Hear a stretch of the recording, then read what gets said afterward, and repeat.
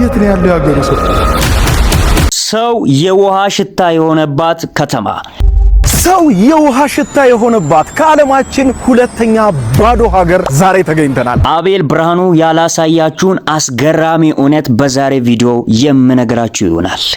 እስቲ አስቡት፣ በራችሁን ከፍታችሁ ስትወጡ መንገድ ላይ አንድም ሰው የለም፣ ወፍ ዝንብ የለም። ከተማዋ ሙሉ በሙሉ ድቅድቅ ባለ ጸጥታ ተውጣለች። ይህንን ስታዩ ምን ይሰማችኋል? የዓለም መጨረሻ ደረሰ ወይስ መነጠቅ ሆኖ ሰው ሁሉ ተወሰደ ነው የምትሉት? ዛሬ ይህንን የአቤልን የ40 ደቂቃ ጉዞ ቪዲዮ እጥን ምጥን ባለመልኩ በሄንች ዶክመንተሪ አብረን ያየን እንደ አንድ አማኝና ክርስቲያን ከዚህ ሰው ከሌለባት ምድር ባስተጀርባ እግዚአብሔር ለኛ ምን እያስተማረ እንደሆነ በቃሉ ሚዛን እንፈተሻለን።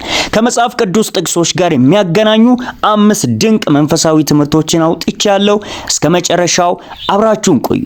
ለዚህ ቻናል አዲስ ከሆናችሁ ሰብስክራይብ በማድረግ ቤተሰብ መሆን ትችላላችሁ። ይሄ ቪዲዮ ለብዙ ሰዎች እንዲደርስም ላይክ በማድረግ ጀምሩ።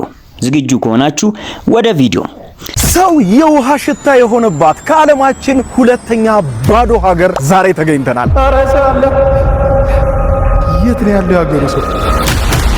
ክቡራን ተመልካቾቼ ዛሬ በጣም በሚያስገርም ቪዲዮ ነው የተመለስኩት። ይሄውም እንግዲህ በአህጉራችን አፍሪካ በደቡባዊው ክፍል የምትገኘውና ሰው የሌለባት ሀገር ተብላ የምትታወቅ በዓለማችን ላይ ካሉ ሁለት ግዙፍ ሰው የማይኖርባቸው ሀገሮች መካከል በሁለተኛነት የምትመደበው ናሚቢያ፣ የናሚቢያ ዋና ከተማ ዊንድሆክ ላይ ነው ዛሬ የምንገኘው። እንግዲህ ከዚህ ከናሚቢያ ጉዞ እንደ ክርስቲያን የምንማራቸውን 5 ትልልቅ መጽሐፍ ቅዱሳዊ ትምህርቶችን አብረን እንይ። አንደኛ ትምህርት መለኮታዊ የብቸኝነትና የጸጥታ ጊዜ። አቤል በዊንድሆክ ጎዳናዎች ላይ ሲራመድ ምንም አይነት የሰው ጩኸት፣ የመኪና ጥሩምባ ወይም የገበያ ግርግር አይሰማም። ከተማዋ ሙሉ በሙሉ በጸጥታ የተዋጠች ናት። እኛ በምንኖርባት ዓለም ግን ሁል ጊዜ ጩኸትና ግርግር ነው። እግዚአብሔርን ለመስማት አንዳንድ ጊዜ ከሰዎች ጩኸት መራቅና ወደ ጸጥታ መግባት ያስፈልገናል። ናሚቢያን ስናይ ብቸኝነትና ጸጥታ ፍርሃት ሳይሆን ከእግዚአብሔር ጋር የምንገናኝበት መድረክ ሊሆን እንደሚችል እንረዳለን። መጽሐፍ ቅዱስ እርሱም ውጣ፣ በኮረብታውም ላይ በእግዚአብሔር ፊት ቁም አለ። እነሆም እግዚአብሔር አለፈ፣ ከእሳቱም በኋላ ቀጭን የዝምታ ድምጽ ሆነ ይላል በአንደኛ ነገሥት ምዕራፍ 19 ቁጥር 11 እስከ 12። ኤልያስ እግዚአብሔርን ያገኘው በታላቁ ንፋስ ወይም እሳት ውስጥ ሳይሆን በጸጥታው ድምጽ ውስጥ ነበር። ሁለተኛው ትምህርት የሰማያት አዋጅና የብርሃን ብክለት። በቪዲዮው ላይ እንደተጠቀሰው በናሚቢያ በረሃዎች ውስጥ የከተማ መብራቶች የብርሃን ብክለት ስለማይፈጥሩ ሰማዩ እጅግ ጥርት ያለ ነው። በአንጻሩ በበለጸጉ ሀገራት ሰው ሰራሽ መብራቶች የሰማዩን ውበት ይጋርዱታል። እኛም በህይወታችን ውስጥ ሰው ሰራሽ የሆኑ የዚህ ዓለም ጭንቀቶች፣ ዝናዎችና ግርግሮች ወይም የህይወት ብክለቶች ሲበዙብን የእግዚአብሔርን ክብርና መለኮታዊ ውበት ጥርት አድርገን ማየት እንቸገራለን። የዓለምን ብክለት ስናስወግድ ግን የእግዚአብሔር እጅ ሥራ ግልጽ ሆኖ ይታየናል። መጽሐፍ ቅዱስ ሰማያት የእግዚአብሔርን ክብር ይናገራሉ፣ የሰማይም ጠፈር የእጁን ሥራ ያወራል ይላል በመዝሙር ምዕራፍ 19 ቁጥር 1 ላይ። የናሚቢያ ሰማይ የዚህ ጥቅስ ሕያው ማረጋገጫ ነው።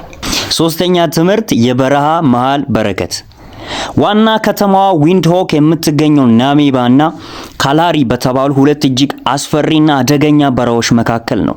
ነገር ግን ከተማዋ ከፍታ ላይ በመገንባቷ ምክንያት ቀዝቃዛ፣ አረንጓዴና ለመኖር በጣም ምቹ ናት። በህይወታችን ግራና ቀኛችን በረሃ ወይም ችግር፣ እጥረት፣ በሽታ ቢሆንም ህይወታችንን ከፍታ ላይ ማለትም በክርስቶስ ኢየሱስ ላይ ካደረገን በረሃው ሳይነካን በመንፈሳዊ ህይወታችን ለምልመን መኖር እንችላለን። ሁኔታዎች በረሃ ቢሆኑም እግዚአብሔር አረንጓዴ ያደርገናል። መጽሐፍ ቅዱስ እግዚአብሔርም ሁል ጊዜ ይመራሃል፣ ነፍስንም በደረቅ ስፍራ ያጠግባታል፣ አንተም እንደሚጠጣ ገነት ውሃም እንደማይጎድል ምንጭ ትሆናለህ ይላል በትንቢተ ኢሳይያስ ምዕራፍ 58 ቁጥር 11 ላይ። አራተኛ ትምህርት የሰው ነፍስ በገንዘብ አትለወጥም።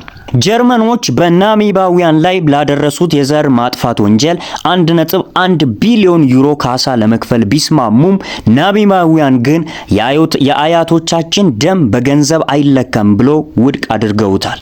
ይህ የዓለም መንግስታት የሰው ነፍስ ዋጋ እዚህ ግባ የማይባል እንደሆነ የሚያስቡትን መንገድ ያሳያል።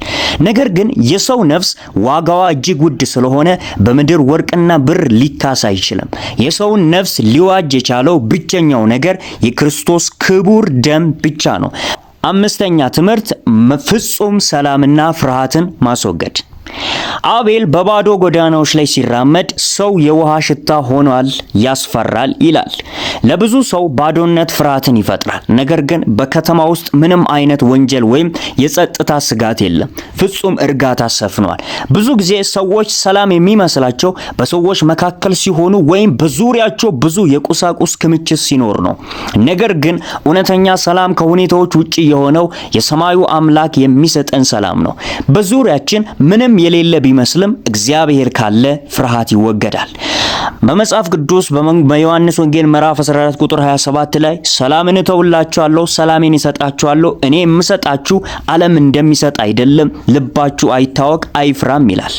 እንግዲህ ቤተሰቦች የአቤል ብርሃኑን የናሚቢያ ጉዞ በዚህ መልኩ አይቼዋለሁ። ናሚቢያ ስናይ ምድራዊ ባዶነት ብቻ ሳይሆን ሰማያዊ ታላቅነትን፣ መለኮታዊ ጸጥታን እና እግዚአብሔርን አስደናቂ እጅ ስራ አይተናል። እስኪ ንገሩኝ፣ ከነዚህ 5 መንፈሳዊ ትምህርቶች ውስጥ የእናንተ ልብ የነካው የትኛው ነው? ህይወታችሁን ከብክለት አጽድታችሁ የእግዚአብሔርን ክብር ለማየት ዝግጁ ናችሁ? በረሃ መሃል ሆናችሁስ ከፍታ ላይ ለመኖር ወስናችኋል? አስተያየታችሁን ኮሜንት ላይ አስቀምጡልኝ።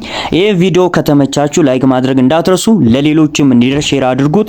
እንደዚህ አይነት መንፈሳዊ ይዘት ያላቸው ዶክመንተሪዎች እንዲቀጥሉ ከፈለጋችሁ ቻናሉን ሰብስክራይብ በማድረግ ቤተሰብ ሁኑ። በሚቀጥለው ቪዲዮ እስከምንገናኝ መልካም ጊዜ ይሁንላችሁ።